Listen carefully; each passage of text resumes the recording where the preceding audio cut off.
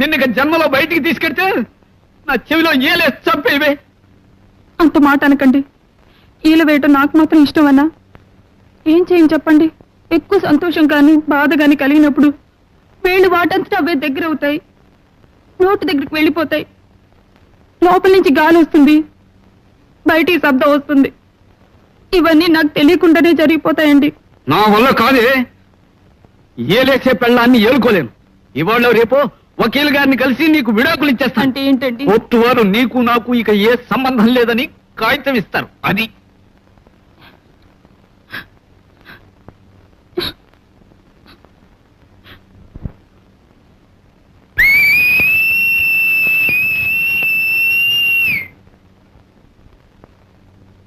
క్షమించండి, ఇది బాధ. ఇలా ఓసి నీ బాధ తగలయ్యా.